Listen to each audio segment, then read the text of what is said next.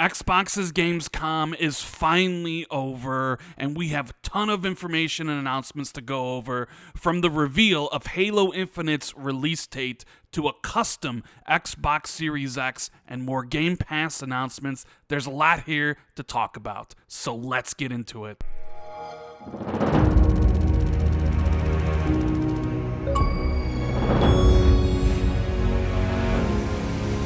What is going on, everybody? It is Randall Thor19, the man with the million, back again with another video. I hope everybody is having an incredible day. If you guys can do me a huge favor, make sure you hit that like and subscribe button, and please share this out on the internet. I would greatly appreciate it.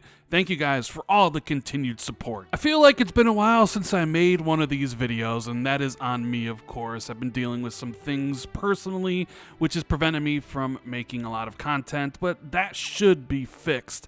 And there's a ton of information and things that I wanted to talk about in today's video because we just went through two events: an Xbox Gamescom event that they put on yesterday, and Jeff Keighley's One Night Live that he put on today.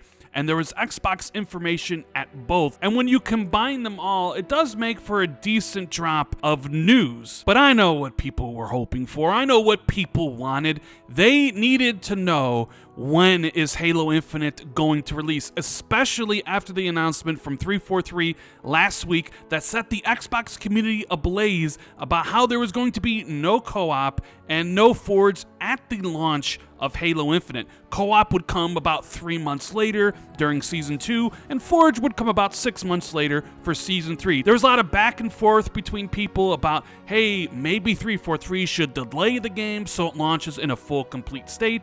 There was other people saying that, hey, if the game is ready minus co-op, then you don't delay it just to add that feature. So there was a lot of bickering, a lot of people getting upset at one another. It was almost an Xbox civil war. 343 certainly knew it was bad news because they dropped it on a Friday, and you always drop bad news on a Friday because they didn't want it to take away from whatever announcement they would have this week. And yes, the announcement that 343 had was not just about the release date, but it was for two extra things that they were doing for Halo's 20th anniversary on November 15th. But first, the big news, as I'm sure everybody knows by now, Halo Infinite is indeed releasing in December. December 8th is the launch date for Halo Infinite. Multiplayer and single player will be launching in one complete package. They're not delaying the single player to next year. It's going to be one complete package without co-op and Forge coming sometime in 2022. Now, this, of course, opens up a lot of questions. Not only are you missing out on the 20th anniversary of Halo, but you're also going to be missing out on nominations towards Game of the Year, but maybe 343 doesn't really care about that. We don't normally see a lot of big AAA, huge releases coming in December, but it does seem like 343 needs as much time as possible to polish and get everything ready for the launch of Halo, so it is coming on December 8th of this year. Personally, I think it's a bummer that it's going to miss the 20th anniversary. How cool would it have been to play Halo Infinite on the 20th anniversary of the franchise? But I understand they need more time, and honestly, in the days of digital game sales taking over and Game Pass being what it is, does it really matter whenever your game launches? Normally, yes, you really wouldn't want to miss that busy shopping season, but with stock shortages being the way they are for the next-gen consoles, the Series X and Series S, releasing Halo when it's ready is probably the right idea for 343 because people are going to buy it digitally, and it's free to play, so people are just going to download it whenever it's available to play the multiplayer. And you do get some separation from Xbox's other big marquee fall title, Forza Horizon 5, which comes out on November 9th. You put another big title into Game Pass, and you don't kind of squeeze them into a 1 week or 2 week window. You give each title the marketing and space it deserves. So let me know how everybody feels in the comments below about Halo Infinite launching on December 8th. But we're not done talking about Halo, because they had two other big announcements, one being a custom Elite Series 2 controller that looks pretty damn good. I actually wasn't watching the show when it aired live, so I missed all the different links to the different websites to pre-order it. So currently, I actually don't have this controller pre-ordered, and I kind of want it because Halo's my favorite franchise. I actually dig the aesthetic of the controller. I like how Spartan 117 John is kind of engraved in the top right corner, and my previous Elite controller actually broke, so I'm on the market for a brand new one, and I sort of figured that we would get some sort of Halo accessories to go alongside the launch of the game in the 20th anniversary. So here is the Elite Series 2 controller. Let me know if you guys were lucky enough to secure one for yourself. But the big surprise, honestly, not even that Halo was coming in December, because I had heard rumors about it, not even about the controller accessories, because that was a slam dunk, you knew it was going to happen, but a custom Xbox Series X launching on the 20th anniversary. I didn't think this was possible. I didn't think it was possible because of all the shortages going on. They basically sell out of the Xbox Series X whenever they do put them on store shelves. So I didn't actually think they would be able to make the custom controller, because not only is Xbox sending Series X's to store shelves to sell out immediately, but they're also using the chips to put them into xCloud. So I was like, you know what, we're not going to get a custom variant this holiday, but Xbox proved me wrong, and it does make a lot of sense. Halo's their biggest IP out of Minecraft. People are going to buy that system, and it is available on November 15th for $550. So it is an expensive system, but it looks pretty damn cool. Unfortunately, I'm not really in the market for another system, but I know a lot of collectors out there want to get their hands on it. Let me know if you're going to buy this Xbox Series X custom console in the comments below. They also showed off a cinematic for the first season of the multiplayer, which sort of has people divided on social media. A lot of people wanted another look at the Halo campaign. We haven't seen anything really from it since last year's 8-minute demo, and this year's E3 they focus more so on multiplayer and a single cutscene from the single player. So there are some people out there a little bit worried about how Halo Infinite single player is going to launch on December 8th when you're sort of afraid to show it. At least that is what some people are saying on Twitter. It could be simply that 343 doesn't want to show much of the campaign because they want to keep it as a surprise for fans.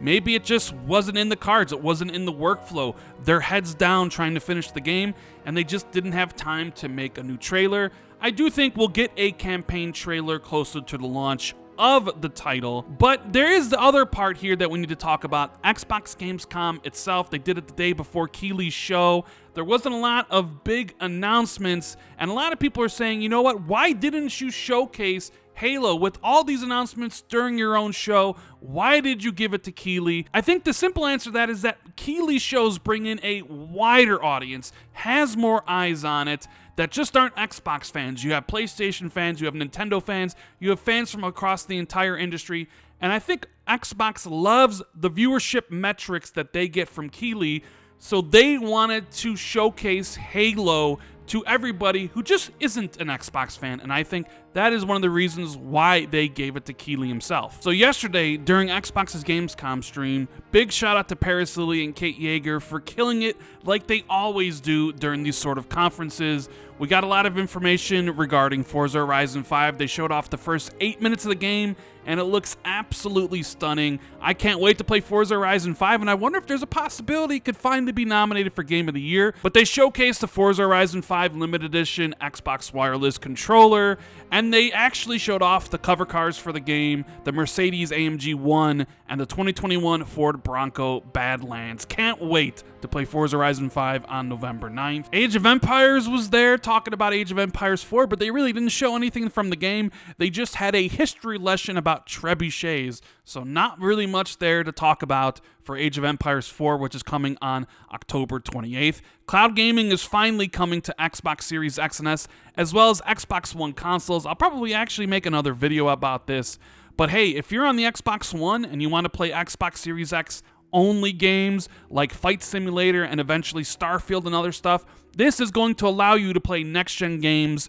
on your last-gen console, or perhaps if you just want to try something out before you download it, you can just press play and immediately be into the game. They also had a long segment talking about all the things that are coming to Microsoft Flight Simulator, like World Update 6, which is going to be available on September 7th, and it's going to celebrate the regions of Germany, Austria, and Switzerland. And they also are bringing PvP to Microsoft Flight Simulator with the Reno Air Racing Association. So basically, you'll be able to race not only your friends, but everybody online in Microsoft Flight Simulator. And of course, it wouldn't be an Xbox event without Sea of Thieves showing up in some manner. There is a new event called Making Mayhem that's available right now, going live until September 7th, but it's not that huge event like Pirates of the Caribbean was when they announced that at E3. But if you do take part in this event, you can earn the Mayhem ship from Borderlands. Yes, you heard that right, Borderlands ship in Sea of Thieves. There is another update coming to State of Decay 2 called the Homecoming Update, where you'll be going back to the original map from the very first State of Decay game, Trumbull Valley. Now, I haven't actually played State of Decay 2 in quite some time, but they are constantly updating the game, which is cool for fans of the franchise. And they did make the announcement that State of Decay 2 has hit 10 million players. Now, I'm really interested in seeing how State of Decay 3 is going to be versus the previous games, what it's going to look like, how it's going to play, and I think we might see that in a couple years from now. But your State of Decay 2 fans out there, you got more content. inXile took to the stage to talk about new DLC coming to Wasteland 3 called Cult of the Holy Detonation, and how they're also launching the Colorado Collection. So if you're a fan of Wasteland 3, you got more content coming your way. The show actually started out with a brand new look at parkour and combat in Dying Light 2, which is coming on December 6th. And I gotta say, it's looking pretty damn cool. Crusader Kings 3 is actually coming to consoles later this year. It's not going to be a direct port of the game, but a port specifically to use the controllers on the Xbox consoles. And one of the announcements for Xbox Game Pass was how Humble Games is partnering with Game Pass to bring some really cool indie games day one on Xbox Game Pass. And that's what I love about Game Pass, is day one titles. And one of the titles that really stood out was Into the Pit. And we also got a brand new game announcement called Stray Blade from 505 Games and Point Blank Games that looked pretty cool. And the Gunk got a brand new trailer with the announcement that it is launching sometime in December. So those are all the big announcements from Xbox's Gamescom show, as well as all the Halo stuff that Jeff Keighley showed off at his show. What do you think about all these announcements? Personally, I felt the Xbox show was a little bit long. They didn't have enough content to cover the 90 minutes, even though Paris Lee and Kate Yeager did a really good job with what they had. I feel like it should have been condensed to 45 minutes or maybe even an hour. There just wasn't enough content to cover the entire time frame. And after watching both shows, I would have changed things around a little bit. I would have let Jeff Keighley announce the Halo stuff first, and then I would have done my Xbox show. So I would have moved it from Tuesday to Thursday, and I would have positioned it as more of an additional thing, very much like the Xbox extended gameplay they did for E3 a couple days after the main showcase, setting expectations properly, because I think people expected way too much out of Gamescom, because nothing really substantial ever comes out of Gamescom. That's just my feedback and what I thought of the show. And as always, if you enjoyed the video, make sure you hit that like and subscribe button, share this out on social media, hit that notification bell if you want to be notified immediately whenever I drop videos like this. And if you want to take your support even further, you can always hit that join button, where you will get access to channel badges and emotes for the Xbox 2 podcast we do every single week with Jez Corden from Windows Central. Thank you guys so much for watching. I truly appreciate it, and I'll see you in the next one. Later.